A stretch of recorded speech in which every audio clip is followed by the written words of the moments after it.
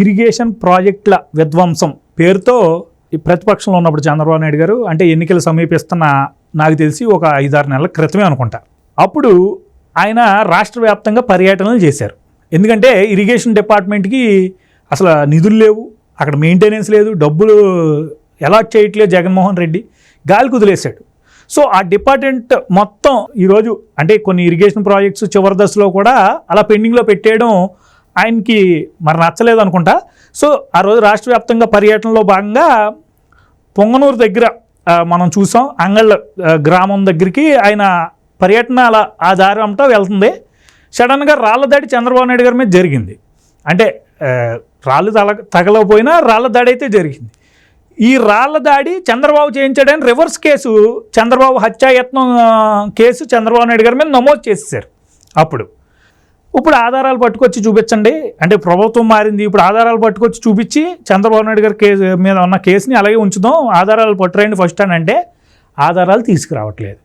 పోనీ కోర్టుకి వెళ్ళి ఈరోజు కోర్టు దగ్గర నుండి నోటీసులు పంపిస్తే మేము కోర్టులో మాట్లాడతాం కానీ మేము ఆధారాలు చూపించాం అని ఏదో ఇంకా గాలి మాటలు చెప్తూ, అంటే చంద్రబాబు నాయుడు గారి మీద కేసు అనేది ఉండాలి, జగన్మోహన్ రెడ్డి గారి దగ్గర మీద ఇన్ని కేసులు ఉన్నాయి, ఈయన మీద పాపం లేని కేసును కూడా ఈరోజు పెట్టే ప్రయత్నం ఆ రోజు జరిగింది. ఇప్పటికీ అదే కంటిన్యూ చేసే ప్రాసెస్ జరుగుతుంది. నాకు తెలిసి కోర్టు ఖచ్చితంగా అది సీరియస్గా తీసుకుని కొట్టేసే అవకాశం కూడా ఉంది. ఏదేమైనప్పటికీ ఎలా చూడాలండి అంటే అప్పుడు అధికారంలో ఉన్నప్పుడు ఆయన మీద పాపం మనం చూసాం, లేని కేసులు కూడా ఎలా పడితే అలా పెట్టేసాడు ఆయన. ఓ 10-12 కేసులు పెట్టాడు. అప్పుడు మనం అనుకున్నాం ఒకేసారి ఏదో మనం చూసాం సెప్టెంబర్ నుండి మొదలు పెట్టాడు, ఒక్కసారిగా 12 కేసులు పెట్టి ఆయన ఇబ్బంది పెట్టే ప్రయత్నం జరిగిందండి. సో మీ అభిప్రాయం ఏంటి? అదే 12-6 పెట్టాడు మొత్తానికి. సో ఏదేమైనప్పటికీ మీ అభిప్రాయం ఏంటి దాని మీద? మనం పోకిరి సినిమాలో ఒక సీన్ చూస్తాం.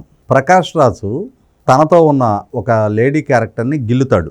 ఆ అమ్మాయి అరుస్తుంది, ఏయ్ నేను గిల్లితే గిల్లించుకోవాలి, అరుస్తావేంటి అంటాడు.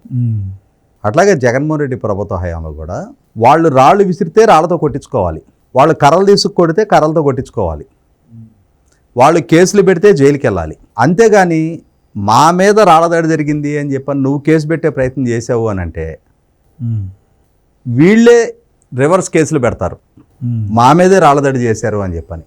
దానికి ప్రబల తార్కాణంగా నిలబడేది మీరు ప్రస్తావించిన ఇరిగేషన్ ప్రాజెక్టుల విధ్వంసం పేరిట చంద్రబాబు నాయుడు గారు జగన్మోహన్ రెడ్డి పాలనా హయాంలో ఇరిగేషన్ రంగానికి చేసిన కేటాయింపులు ఏంటి, 2014-19 మధ్య తన ప్రభుత్వ హయాంలో ఆనాడు ఇరిగేషన్ రంగానికి బడ్జెట్లో చేసిన కేటాయింపులు ఎంత, వాస్తవరూపంగా పెట్టిన ఖర్చు ఎంత, ఇరిగేషన్ ప్రాజెక్టుల నిర్మాణంలో జరిగిన పురోగతి ఎంత, ఇప్పుడు అదే ఇరిగేషన్ ప్రాజెక్టులు ఈ 5 సంవత్సరాల పాలనా హయాంలో ఏ స్థితిలో మిగిలిపోయాయి అనేది ఏ ప్రాజెక్టుకి ఆ ప్రాజెక్టు ఒక పవర్ పాయింట్ ప్రజెంటేషన్ ఇస్తా.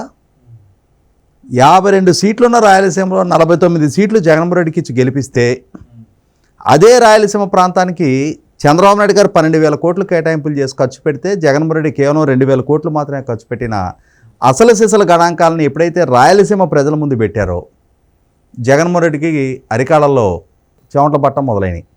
ఒక రకంగా ఆయన కాళ్ళ కింద భూమి కంపించడం మొదలైంది. ఈ వాస్తవ గణాంకాలు మొత్తం చంద్రబాబు నాయుడు గారి వాళ్ళ ప్రజలకు తెలియజెప్తే నిన్నటి వరకు తనని భుజాన్ని పెట్టుకు మోసం రాయలసీమ చీకొడతాం మొదలుపెట్టుద్ది కదా అని చెప్పని ఆ ఉలికిపాటుతోటి తత్తరపాటుతోటి చంద్రబాబు నాయుడు గారి పర్యటన సాగటానికి వీల్లేదు. ఆయన పర్యటనని బెదిరిద్దాం వదిలిద్దాం అని చెప్పని ఆయన చిత్తూరు జిల్లా పొంగనూరు పర్యటనలో ఉండగా తంబలపల్లి నియోజకవర్గం అంగళ్ళ దగ్గర వైసీపీ శ్రేణులతోటి చంద్రబాబు నాయుడు గారి కాన్వాయ్ మీద చంద్రబాబు నాయుడు గారి మీద డైరెక్ట్గా రాళ్ళదాడి చేయించారు. చంద్రబాబు నాయుడు గారు ఎన్ఎస్జీ కమాండోల మధ్యలో ఉండటంతో వాళ్ళు ఆ బుల్లెట్ ప్రూఫ్ షీట్లని అడ్డంగా పెట్టి చంద్రబాబు నాయుడు గారిని కాపాడారు ఆ రాళ్ళదాడి నుంచి. మనం అందరం టీవీలో చూసాం. ఆయన ఆ కాన్వాయ్ వెహికల్ మీద ఉన్నారు, ఈ వైసీపీ శ్రేణులు రాళ్ళు విసురుతూ ఉన్నారు, ఆ విసురుతున్న రాళ్ళని ఆ కమాండోలు మేట్లాటం పెట్టి అడ్డుకుంటూ ఉన్నారు. అంటే ఏకపక్షంగా వైసీపీ శ్రేణులు చంద్రబాబు నాయుడు గారి మీద దాడి చేశారు. అందులో పెద్దిరెడ్డి ప్రేమ కూడా ఉందన్న అని అసలు అంటే పెద్దిరెడ్డి తమ్ముడు ద్వారకానాథ్ రెడ్డి నియోజకవర్గం అది వాళ్ళ టెరిటరీలోకి చంద్రబాబు నాయుడు గారు రాకూడదని దీని తర్వాత పొంగనూరు నియోజకవర్గం ఆయన బైపాస్ గుండా వెళ్తుంటే ఈయన పర్యటన జరుగుతూ ఉండగా ఈయన అనుమతి తీసుకొని పర్యటిస్తున్న సందర్భంగా పొంగనూరులో వైసీపీ వాళ్ళకి ర్యాలీ తీయడానికి పర్మిషన్ ఇచ్చారు పోలీసులు. కాలని క్లాష్ అవి గొడవ ఆడుకుంటారని. అప్పుడు రిషికాంత్ రెడ్డి ఏదో ఉన్నాడు ఎస్పీ, ఏమి చెలరాగిపోయాడు, ఏమి చిందిరేశాడు ఆ రోజు. మరి వాస్తవంగా చంద్రబాబు నాయుడు గారి మీద దాడి చేసి అక్కడ ముదివేడు అని చెప్పని ఆ పోలీస్ స్టేషన్లో కేసు నమోదు చేశారు. ఏమని కేసు నమోదు చేశారు? చంద్రబాబు నాయుడు గారు తమ శ్రేణుల్ని రెచ్చగొట్టి, ఎవరు తెలుగుదేశం శ్రేణుల్ని, వైసీపీ వాళ్ళ మీద హత్యాయత్నానికి పుసిగొల్పాడు అని చెప్పని చంద్రబాబు నాయుడు గారి మీద, దేవినేని ఉమా గారి మీద, ఇప్పుడు మంత్రిగా ఉన్న రాంప్రసాద్ రెడ్డి గారి మీద, ఎక్స్ మినిస్టరు ప్రస్తుతం ఎమ్మెల్యేగా ఉన్న అమర్నాథ్ రెడ్డి గారి మీద. ఇంకా విచిత్రం ఏంటి అంటే అసలు ఆ పర్యటనలో పాల్గొల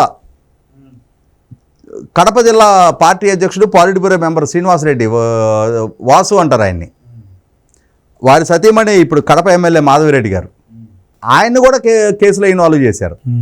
అసలు ఆయన ఆ ఇన్సిడెంట్లో లేడు, అసలు ఆ ప్రోగ్రాంలో పార్టిసిపేట్ చేయలే.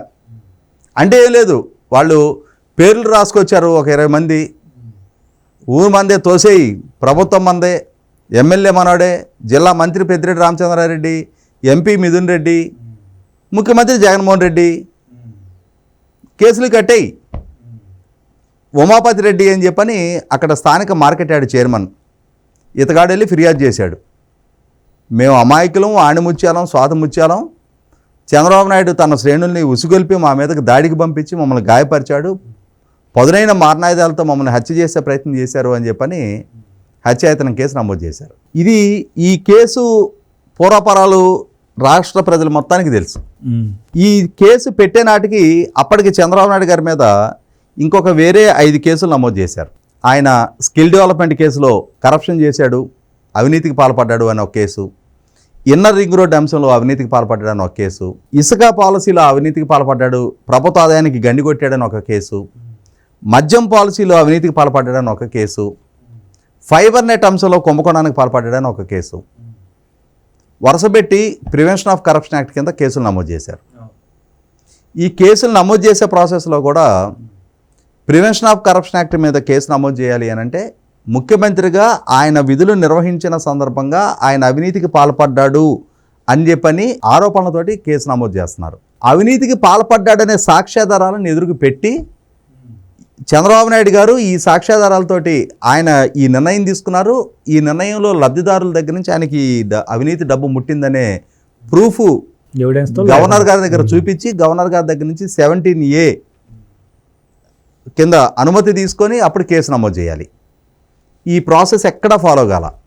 ఇక్కడ ఏంటి, వాళ్ళు ఆరోపణ చేసింది స్కిల్ డెవలప్మెంటు రాష్ట్ర ప్రభుత్వం 10% నిధులు కేటాయింపులు చేసింది, సీమెన్స్ ఇండియా వాళ్ళు 90% పెట్టుబడి పెట్టలేదు, అసలు స్కిల్ సెంటర్లు ఎస్టాబ్లిష్ అవ్వలేదు, ట్రైనింగ్ ఇవ్వలేదు, ఇదంతా ఒక హంబక్కు, ప్రభుత్వ ఆదాయానికి గండి కొట్టారు అని చెప్పని కేసు పెట్టారు. వాస్తవంగా స్కిల్ సెంటర్లు ఎస్టాబ్లిష్ అయి ఉన్నాయి, 2,60,000 మందికి ట్రైనింగ్ ఇచ్చున్నారు, వాళ్ళల్లో 1,00,000 మంది వరకు ఉద్యోగాలు దక్కించుకున్నారు. కేంద్ర ప్రభుత్వం నుంచి అద్భుతమైన పనితీరు కనపరిచినందుకు స్కిల్ ట్రైనింగ్లో జగన్మోహన్ రెడ్డి గారి ప్రభుత్వానికి కూడా చంద్రబాబు నాయుడు గారు ముఖ్యమంత్రిగా దిగిపోయినాక ఆయనకు కూడా అవార్డు వచ్చింది, అవార్డు తెచ్చుకున్నాడు ఆయన.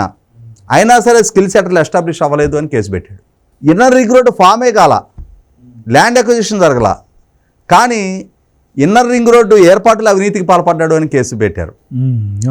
అంటే ఇట్లా అన్ని తప్పుడు కేసులు.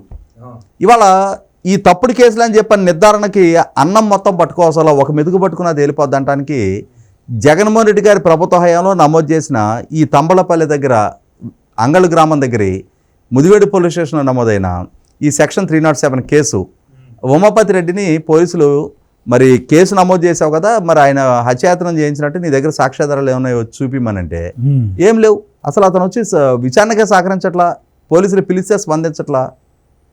కోర్టుకి పోలీసులు తెలియజేశారు, అయ్యా ఇందులో సాక్ష్యాధారాలు లేవు, ఇది తప్పుడు కేసు, ఆ రోజు రాజకీయంగా ప్రేరేపితమై పెట్టిన కేసు అని చెప్పని. ఆ ఉమాపతికి చెప్పారు, ఎందుకయ్యా విత్డ్రా చేసుకోమంటే, సమస్య లేదు, నేను విత్డ్రా చేసుకోను, నేను కోర్టులోనే తెలుసుకుంటా. ఏం తెలుసుకుంటావు కోర్టులో? రేపు కోర్టుకి సాక్ష్యాధారాలు ఇవ్వాలి కదా, మీరు దాడి చేసిన సాక్ష్యాధారాలు కనపడుతున్నాయి. చంద్రబాబు నాయుడు గారు మీ మీద దాడికి ఉసుగొల్పి మిమ్మల్ని గాయపరిచి మిమ్మల్ని హత్య చేయబడినట్టుగా ఏ సాక్ష్యాధారాలు లేవు. అధికారం ఉంది, వ్యవస్థల చేతిలో ఉన్నాయి. పెద్దిరెడ్డి రామచంద్రారెడ్డి ఉన్నాడు పాపాల భైరవుడు, జగన్మోహన్ రెడ్డి ఉన్నాడు క్రూరత్వాన్ని ప్రదర్శించడానికి. దాడి చేయండి, గాయపరచండి, ఎదురు మన వాళ్ళే కేసులు పెట్టండి అని చెప్పని ఆ విధానంలో భాగంగా చంద్రబాబు నాయుడు గారి మీద అంగళ్ళ దగ్గర పెట్టిన కేసు ఎంత తప్పుడు కేసో ఆయన మీద నమోదు చేసిన మిగిలిన కేసులు కూడా అంతే తప్పుడు కేసులు అని చెప్పని జగన్మోహన్ రెడ్డి గారు సెప్టెంబర్ 9, 2023లో చంద్రబాబు నాయుడు గారిని అరెస్ట్ చేస్తే 2024 జూన్ 4 ప్రజలు ఎన్నికల ఫలితాల్లో జగన్మోహన్ రెడ్డిని చీకొట్టేదాకా ఆయనే ముఖ్యమంత్రిగా కొనసాగుతా కూడా 90 రోజుల్లో ఛార్జ్ షీట్లు సబ్మిట్ చేయాల్సి ఉంటే దాదాపుగా ఆ 90 రోజుల తర్వాత ఇంకొక 180 రోజులు ఆయన ప్రభుత్వంలో ఉండి కూడా ఏ ఛార్జ్ షీట్లు సబ్మిట్ చేయలేకపోయాడు. కనీస మాత్రపు సాక్ష్యాధారాలు చేతలేవు. కేసులు నమోదు చేసి తనలాగానే చంద్రబాబు నాయుడు గారు కూడా అవినీతి చరిత్ర కలిగిన నాయకుడు అని చెప్పని చిత్రీకరించడంలో భాగంగానే ఈ కేసులు నమోదు చేశాడనేది ఇప్పుడు అదే పోలీస్ డిపార్ట్మెంట్ ద్వారా న్యాయస్థానాలకి, ప్రజలకి, దేశానికి, జగన్మోహన్ రెడ్డి గారి పార్టీ వాళ్ళకు కూడా తేటతెలం అవుతూ ఉంది.